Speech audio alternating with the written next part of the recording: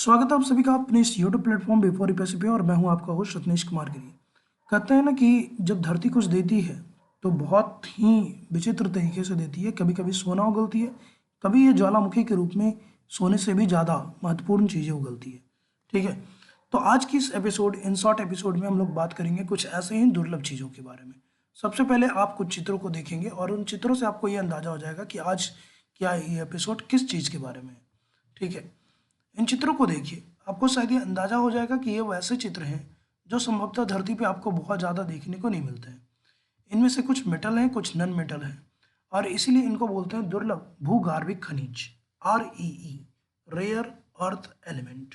ठीक है, कोई कहीं कहीं पे आपको देखोगे कि यहाँ पर आपको रेयर अर्थ मेटल भी लिखा हुआ मिलेगा। मेटल भी ठीक है, बट सारे के सारे रेयर अर्थ मेटल नहीं होते, तो इनको एलिमेंट कहना ज़्यादा अच्छा है।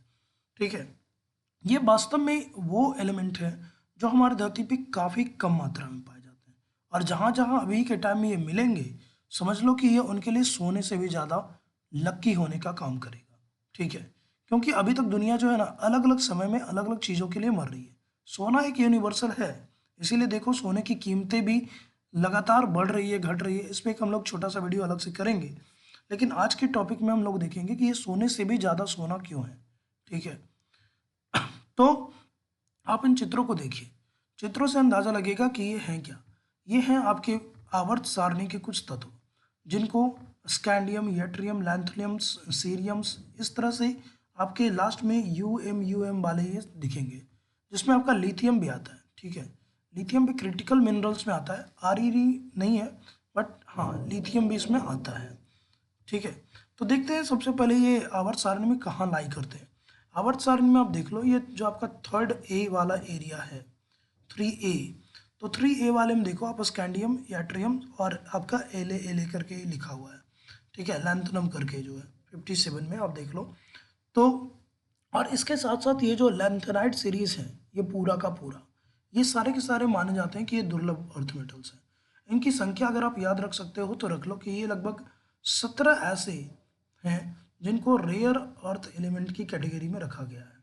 इनके अलावा कुछ और ऐसे मेटल्स हैं जो रेयर अर्थ तो नहीं, बट इनको क्रिटिकल अर्थ बोलते हैं, क्रिटिकल अर्थ एलिमेंट, CEE, जिसमें आपका मेनली लिथियम, उसके साथ साथ आपका ये देख लो आपका सिलिकॉन, सिलिकॉन वाला एरिया जो है ये खास तौर पे आपको देखने को मिलेगा कि ये लिथियम, बेरिलियम, ये जो है ना क्रिटिकल अर्थ एलिमेंट है।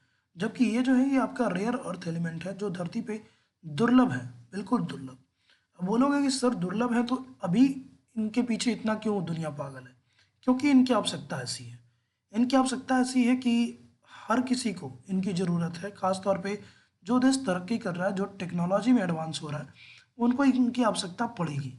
अच्छा, एक चीज़ और समझना कि इनको जितने आपके जो 17 जो आपके रेयर अर्थ एलिमेंट्स हैं, दुर्लभ भूगर्भिक खनिज, इनको दो भागों में बांटा गया है। तो ध्यान से देखना, एक है हैवी, ठीक है, और दूसरा आप देखो लाइट। तो ये हैवी लाइट की कैटेगरी है। ज़्यादातर आप देखोगे कि लाइट वाली जो है ना उसका ज़्यादा यूज़ हो रहा है। अच्छा, क्रिटिकल नॉन क्रिटिकल, ये समझना, क्रिटिकल मतलब ऐसे क्षेत्रों में इसका उपयोग होगा जो हमारे बहुत ही मतलब सेफ्टी पर्पज से, जैसे सैटेलाइट, जैसे मिसाइल टेक्नोलॉजी, जैसे बॉम्बिंग, रडार, तो ये क्रिटिकल है। ठीक है, और जो आपका क्रिटिकल नहीं है उनको आप अनक्रिटिकल, एक्सेसिव मान सकते हो। तो समझो कि रेयर अर्थ एलिमेंट क्या है, वास्तव में ये धरती में पाए जाने वाले कुछ ऐसे दुर्लभ खनिज हैं जिनकी मात्रा बहुत ही कम है। अच्छा, इनके पीछे अलग अलग अनुमान हैं। कुछ लोग बोलते हैं कि ये खास तरह के पत्थर हैं, खास तरह के खनिज हैं जो संभवतः ज्वालामुखी के विस्फोट से बने हैं, लेकिन ज़्यादातर जो हमारे भूगर्भिक लोग हैं, वैज्ञानिक हैं, उनका ये मानना है कि ये हमारे धरती के एलिमेंट है ही नहीं। वो इसीलिए इसको रेयर अर्थ मानते हैं क्योंकि ये धरती के हैं ही नहीं। जो उल्का पिंड वगैरह जहाँ जहाँ टकराए हैं उन क्षेत्रों में इन एलिमेंट का भंडार प्राप्त हुआ है, क्योंकि ये पृथ्वी के बाहर के खनिज हैं। ऐसा भी संभव हो सकता है, ज़्यादातर संभावना ऐसी ही बनती है। ठीक है, तो आप देखेंगे कि इसका भंडार कहाँ है। दो चीज़ें ध्यान से समझेंगे, एग्जाम में आने वाले समय में रेयर अर्थ से क्वेश्चन बनेंगे ही बनेंगे। ठीक है, किस तरह से बनेंगे मैं आपको एक फॉर्म करके बताऊंगा। सबसे ज़्यादा देखो, चाइना का ना अभी हर क्षेत्र में बोलबाला है। चाइना टेक्नोलॉजी अपनी बहुत एडवांस कर चुका है। चाइना जो है आप देखो ये आबादी उसकी बहुत कंट्रोल है, उसने अपनी आबादी को बहुत मतलब अच्छे तरीके से संभाल लिया है। ठीक है। और अभी के टाइम में देखो इतना बड़ा देश है ना, भारत से लगभग 3 गुना बड़ा देश है वो। और इस 3 गुना बड़ा होने के कारण देखोगे कि उसकी स्थिति क्या है कि एशिया का सबसे बड़ा क्षेत्र है, हमसे 3 गुना बड़ा है। लगभग पावर में हमसे 5 गुना बड़ा है, पैसे में हमसे 5 गुना बड़ा है। तो ऐसी स्थिति में देखो कि पूरी दुनिया में, यहाँ ध्यान से देखना, पूरी दुनिया में लगभग 115 करोड़ या 115 इकाई दाई सैकड़ा हज़ार 10 लाख 10 लाख, हाँ, यानी लगभग 11 करोड़ 58 लाख टन के आसपास इसके भंडार हैं। ठीक है। रिजर्व ऐसा माना जाता है कि इसके भंडार हैं रेयर अर्थ के। लेकिन इसमें सोचो अकेले 44 करोड़ जो भंडार है वो कहाँ है? चाइना में। 22 करोड़ कहाँ है? वियतनाम में। थर्ड नंबर पे हमारा इंडिया भी आता है। थर्ड नहीं, फोर्थ पे आ रहा है। फोर्थ पे आ रहा है हमारा इंडिया। यहाँ ब्राज़ील है थर्ड पे। तो फर्स्ट पे कौन सा हो गया? फर्स्ट पे हो गया चाइना, सेकंड हो गया वियतनाम, थर्ड हो गया ब्राज़ील, फोर्थ हो गया रसिया और फिफ्थ हो गया हम। तो आपसे ये क्वेश्चन बनेगा कि दुर्लभ खनिज के भंडार के मामले में भारत का स्थान कौन सा है? तो आप याद रखेंगे, दो चीज़ें याद रखेंगे। सबसे ज़्यादा कहाँ है? चाइना में। आपको अमेरिका देख के कन्फ्यूज कर सकता है, तो आप ये याद रखेंगे कि चाइना में सबसे ज़्यादा है। और दूसरा कितना है ये याद रखने की ज़रूरत नहीं है। और भारत का स्थान कौन सा है? तो फिफ्थ है, ये याद रखोगे। रिजर्व की बात कर रहे हैं, भंडार। प्रोडक्शन अलग है, प्रोडक्शन के बारे में हम लोग बात करेंगे। ठीक है। अब इसके बाद देखते हैं कि फिर से थोड़ा सा समझ लो बाकी देशों में क्या है। अमेरिका कहाँ लाई कर रहा है, थोड़ा इसको भी देखेंगे। तो अमेरिका देखो इस वाले एरिया में, तो अमेरिका यहाँ पर आपको देखने को मिलेगा, जहाँ पर मात्र आपको 1.5 करोड़ के आसपास देखने को मिलेगा। भारत में लगभग 7 करोड़ है, और अमेरिका में, यूएस में सिर्फ 1.5 करोड़। कनाडा उससे ज़्यादा है, कनाडा 8.5 के आसपास है। ठीक है, 8.5 लाख मतलब 83 लाख है। हम लोग 6 करोड़ हैं और कनाडा 83 लाख है, अमेरिका 1.5 करोड़ है। उसके बाद आप देख लो तो साउथ अफ्रीका है 790, यानी 779 लाख या 7,90,000। तंजानिया 8,90,000। ग्रीनलैंड 1.5 करोड़। फिर आपका ऑस्ट्रेलिया 4 करोड़। और बाकी जो कंट्री हैं वो अकेले 3 लाख के आसपास है। फिलहाल सीधा सीधा समझोगे कि रेयर अर्थ है क्या, तो यहाँ देखो, यहाँ इसकी परिभाषा भी दी गई है। Rare earth elements are a group of 70 metal. ये याद रखोगे कितने एलिमेंट को लाया जाता है इसके अंदर में, तो 17 मेटल्स हैं, 17 एलिमेंट है। और हमने फिर से बोल रखा है कि ये एलिमेंट है, कोई ज़रूरी नहीं कि ये धातु ही हों। ज़्यादातर इनमें धातु हैं, ये बात सही है, बट कुछ कुछ अधातु भी हैं। देखो, rare earth are abundant in earth crust but mineables concentration are less common. बोल रहा है कि धरती में हैं तो, लेकिन जहाँ से हम निकालेंगे उनकी मात्रा बहुत कम है। अब समझो कि मान के चलो जमुई में सोना मिला, ये तो आपको पता होगा जमुई में सोना मिला, लेकिन क्या बिहार में सिर्फ जमुई में सोना है? नहीं, आपके मुंगेर में भी सोना है। तो मुंगेर से हम लोग क्यों नहीं निकालने के लिए बात कर रहे हैं? क्योंकि मुंगेर में जो सोना है, मान लो 1 टन है, तो 1 टन का भंडार निकालने के लिए हमको पूरा जो सेटअप करना पड़ेगा वो मान लो 20,000 करोड़ का करना पड़ेगा। और जो 1 टन सोना निकलेगा उसकी कीमत मान लो 15,000 करोड़ है। तो हमारा तो कॉस्ट ज़्यादा हो गया ना। इसीलिए हम क्या करते हैं कि हम भंडार को सिर्फ नहीं देखना है, हमें ये भी देखना है कि कहाँ से हम प्रोडक्शन कर सकते हैं, कहाँ से हम कितना निकाल सकते हैं। ये बहुत इंपॉर्टेंट होता है। तो फिलहाल समझोगे कि चाइना जो है हर एरिया में डोमिनेट कर रहा है, टेक्नोलॉजी, पावर। और हमारे लिए कहीं ना कहीं खतरे की घंटी है, क्योंकि हमारा वो पड़ोसी है और अपने मन की वो करेगा। जैसे ही धीरे धीरे उसकी ताकत और बढ़ेगी, वो अमेरिका, रूस सबको आंख दिखाएगा, और हमें तो दिखाना ही दिखाना है। तो हमें भी थोड़ा सा इस बारे में ध्यान देना पड़ेगा। अच्छा, अब देखते हैं कि क्या सबसे ज़्यादा भंडार तो चाइना में है, दूसरे नंबर पे वियतनाम, तीसरे पे ब्राज़ील, चौथे पे रसिया और पांचवें पे हमें। प्रोडक्शन के मामले में क्या स्थिति है? क्या निकालना भी इसी हिसाब से है? तो बोलता है हाँ। 2023 का डाटा बोलता है कि China maintain its domination position of world leader production. सोचो कि मतलब दुनिया में जितने भी रेयर अर्थ एलिमेंट की का प्रोडक्शन हो रहा है, उत्पादन हो रहा है, उस उत्पादन का बोलता है कि अकेले 70% तो चाइना ही निकाल रहा है। देखो, 2,40,000 टन अकेले चाइना निकाला। ठीक है। सेकंड नंबर पे हमारा क्या था? वहाँ पे वियतनाम था, याद करोगे। सेकंड नंबर पे कौन था? वियतनाम था। यहाँ पर बोल रहा है कि देखो, सेकंड नंबर पे हमारा यूएसए आ गया। यूएसए ने 43,000 टन निकाल दिया यहाँ पे। तो उसके पास भंडार भले ही कम हो, लेकिन प्रोडक्शन के मामले में, क्योंकि रेस है ना, रेस में अगर आप पीछे फंसे तो आप हारोगे, ये तय है। इसीलिए आपको दौड़ना पड़ेगा। अगर आपके पास संसाधन कम है तो आपको ज़्यादा मेहनत से दौड़नी पड़ेगी। सेम आपके लिए भी यही बात है कि अगर आपके पास चीज़ें उतनी नहीं है तो आपको मेहनत ज़्यादा करनी पड़ेगी। थर्ड नंबर पे देखो तो म्यांमार था 38,000 टन के आसपास, फिर ऑस्ट्रेलिया, और बाकी ज़्यादा फिर थाईलैंड, ये सब। तो याद रखोगे भंडार में कौन कौन था। भंडार में सबसे पहले था चाइना, फिर था वियतनाम, फिर था हमारा ब्राज़ील, फिर था रसिया, और फिफ्थ नंबर पे था इंडिया।